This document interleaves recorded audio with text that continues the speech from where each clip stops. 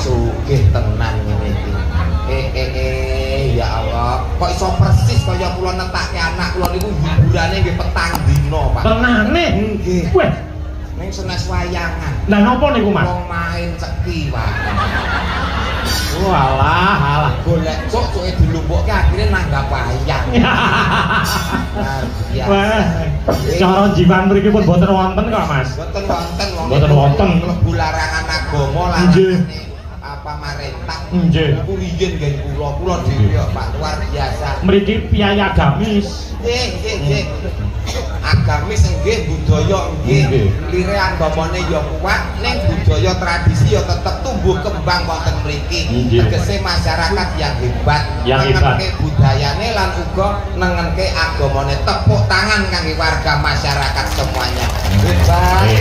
Penonton kok kaya ngene kae, mergo ya siji ana Mbak Niken Salindri. Nggih. Wong angka loro dalange dalang kondang Ki Alex Sabdo Upomo. Wah, luar biasa. Luar biasa. Nggih, penonton kaya ngene kae iki ndadekke semangat sing nyambut gawe, Pak. Nggih, Mas, leres. Tenan penonton kuwebak bleng ngeten iki umpama kula dalange wayangan kula barke sesuk jam 11 awan ngeten. Saking semangate. Semangat. Iya. Kanca-kanca yo mulih sinden mulih karek Pak Alek dhewe nang kene angung-anggung teko jam 11 awan. Lah kaya wong kocluk. Lah kene sedulur to? Oh nggih. Mas Bayu sedulur. Sedulur kula. Lah dalah sedulur kok. Ya ampun, wong kok sugih men kaya ngene. Dadi gelo aku, Pak. Lah kok iso? Ngerti ya sing nanggap wong sugih hak kentel rego ngene.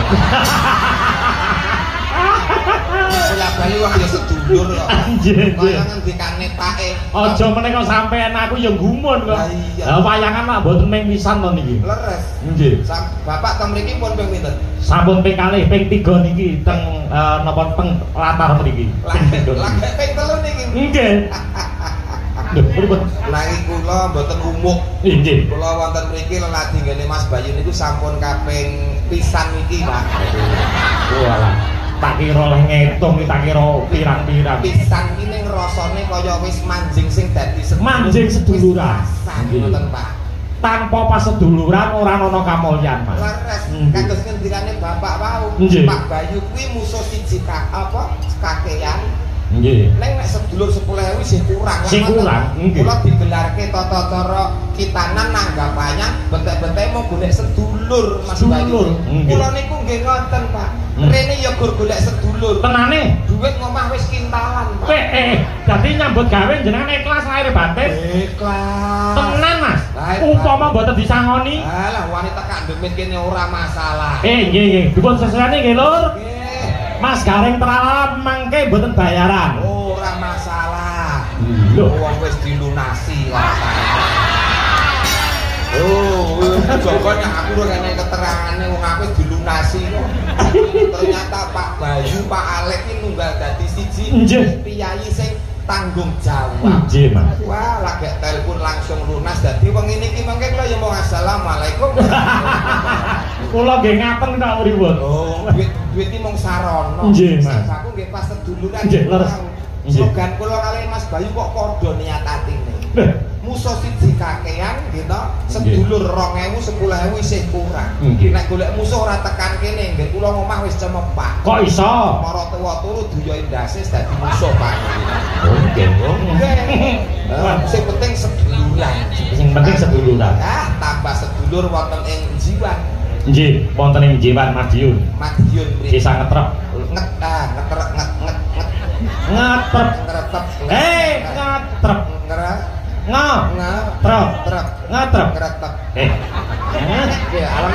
Omongan karo kowe kok angel. Angel rasa dibarang. Alon-alon. Alon-alon. Ngetrep. Ngetrep wis.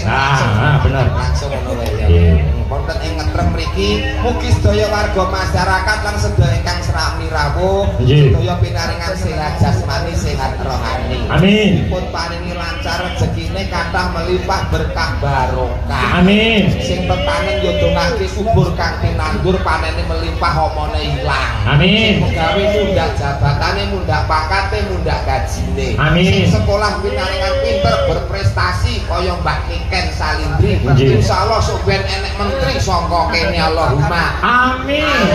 Sing donga sapu jagate Pak. Para pamriksa sedaya warga masyarakat ngetrek jiwan sakiwa tengene kabeh pinaringan slamet donyane, slamet akhirate Allahumma amin. Pak Bayu sekeluarga bar duwe gawe nanggap wayang dalang kondang, dalang sing tuse apik, trak dalang sing ora tau neko-neko, dalang sing lurus ora tau demenan, dalang sing niki lho aja ngomongke to Mas isin. Kula ki junjung pake lho. Wong kula ki ya nyekseni. Kula ki dadi anake Pak iki wis kawin puluhan tahun, puluhan tahun mlebu Jawa Timur mergo sing gawa kula lho. 20 tahun punjul kula. Nggih. Dadi anake Pak urung tau krungu kok Pak Alek demenan urung tau. Ya. Iki lho sound skine ya iso sini. Sampai primpene. Wah. Piye omonganmu iki lho? Bojoku melu lho. Primpen sing ngopeni ati. Jaga wati lho. Jaga mata. Jaga pakarti. Oh, lah nek dalang ki ora kurang Pak, jenenge godaan. Oh, nggih. Dagelan ya ngono uga. Oh, ngendikane Pak Ustaz lak pun cetha. Pripun? Apabila kamu keluar rumah di jalan kamu melihat wanita cantik, maka segera pulang dan tataplah istrimu. Insya Allah selamat keluargamu.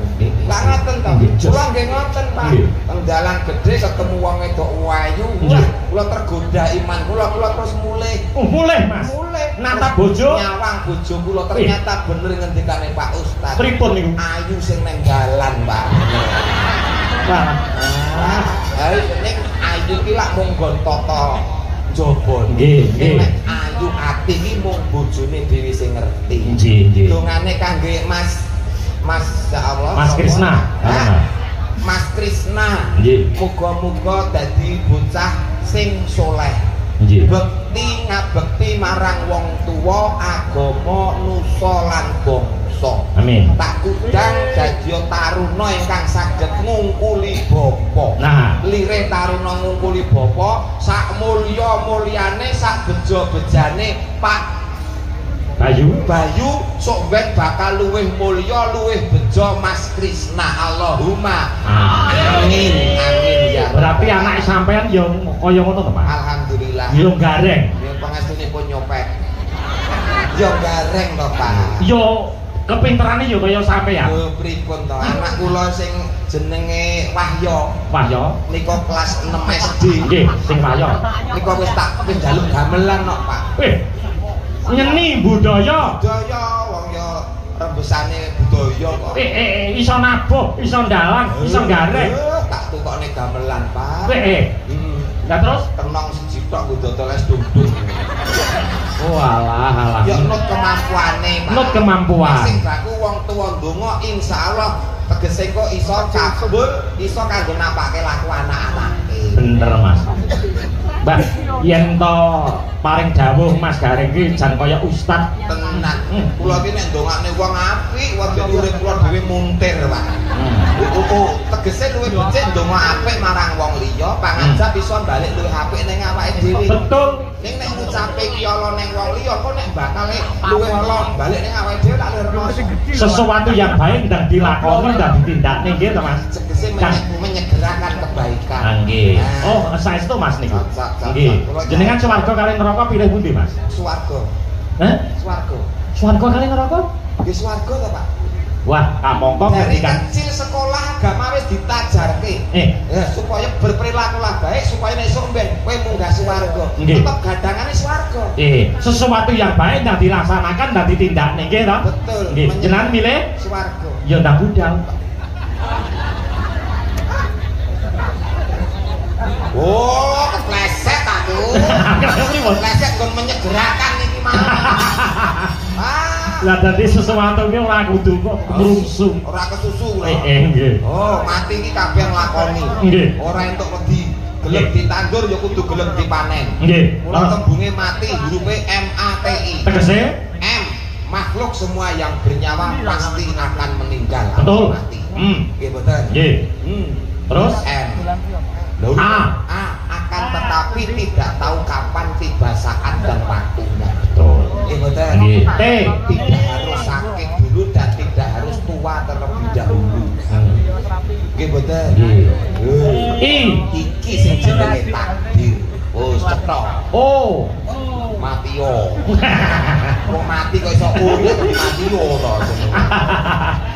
Ora ngrembug nggon mati. Ning ngrembug dongakne Mas Bayu. Muga-muga Mas Bayu bar kagungan hajat rezekine tambah ngrembaka. Amin. Ora lokal tambah tebak. Ora kelong bisa gumolong. Insyaallah tahun ngarep tetep syukuran melih. Nanggap dalang Pak Alek. Amin amin Mas. Sing usulke kula berarti kula katut. Nggih. Kantet dalang Alek sok ben ganti dagelan. Oh, titerno. Janji kula mayang jenengan mesti kula cangking wonten Samarinda ya tak cangking. Cangking. Sesuk jenengan teng pundi Mas? Sesuk kula teng Kalteng, Pak. Lah kok ora pojok. Anu kula manut wong kula sing ngajak nggih mung dagelan kok Pak. Orane anggarane mung cukup. Wis sabar sesuk yo mayang dhewe. Nggih. Pak, elok kangge banget nggih. Penonton iki sing diantu-antu penonton jutaan iki tiada lain tiada bukan hadirnya sang primadona sang idola. Nggih. Nek cara tembunge iki idolane arek-arek utawa idolane cacah. Nggih, idola Genduk Niken Salindri. Nggih. Langkung prayogi katotan nggih Mas. Monggo. Pak Engkang Purba. Nggih. Monggo nduk Niken Salindri kepareng minggah wonten ing panggungan. Yo, Cok. Di sepoti, Cok. Yo.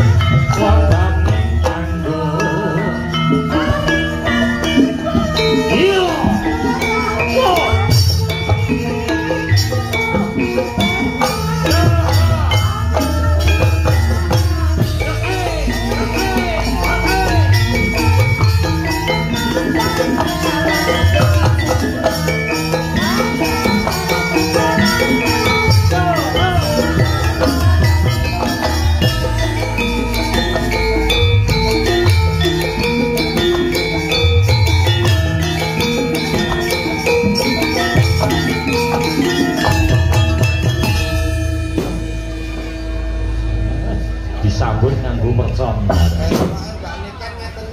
Tapi Niken teko sing alam banser 10. Niken. Bareng kula sing teko ngawal hansip loro do muni malinge ketemu, malinge. Ya aja meri kok.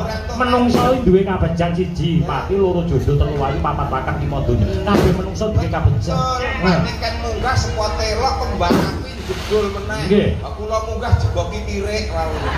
Ora masalah. Sekine dhewe. Agak iki nduk sampun. Wilujeng dalu. Sugeng dalu, Bapak. Nggih, selamat malam. Selamat malam. Derek Tepak. Nggih. Kula Niken Salindri saking Kediri dari ajar nggih, Pak. Nggih. Nggih, enten salah klentune kula nyuwun pangapunten. Nggih, ora masalah. Ning karo dalang tuwa lho, Bu. Nggih, Pak. Dadi Jenengan paring asma Pak Alek. Pak Alek. Nggih. Lah kula kinten niku pas ngejob kula niku ta. Niki Nggih. niki dalange sinten? Kula ngoten ta. Sing gadah damel namine Pak Pak Bayu. Nggih. Pak Bayu kan sing ngersakne kula piyambak niku Nggih, Pak Bayu piyambak. Sinten Pak dalange? Kula ngoten ta. Nggih. Niki namine Mas Alek ngono. Kinten lek ganteng enom ngoten lho Pak. Kula kinten lho nggih. Nggih. Lah terus niki mau kula nggih. Mriki to Pak. Nggih. Kula lenggah mriki tenan Pak De. Iki tenan aku ora ngapusi iki sumpah demi Allah cetek deglek iki tenan. Kok cetek deglek. Tekese tenanan. Tenanan iki. Aku terus teko ning kene. Sela, iki jenenge Mbak Sela to. Heeh. Iki tenan anu sing nanggap Niken Salindri iki ning kene to aku ngono. Dalange Mas Alek iki to Mbak aku ngono. Iya iki Pak Alek. Oh alah lah tibae jebule wis tuwa. Tak kira lek bayanganku iki sik enom, sik bagus ngono. Iki mboten apa-apa lan sing jenengan kita sik bagus. Aku biyen yo bagus kok. Nggih ning keterak ireng ngoten malih-malih. Masalah. Ireng-irenge sepur. Akeh sing ngenteni Pak. Salim riyen. Tepangan riyen lah ngeten kan malih cetok. Mungkin jenengan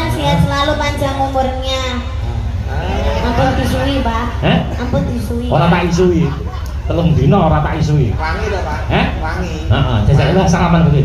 Karo sapa? Karo wangi lho. Iya, coba Pak. Lho. Kak. Piye ta iki? Piye?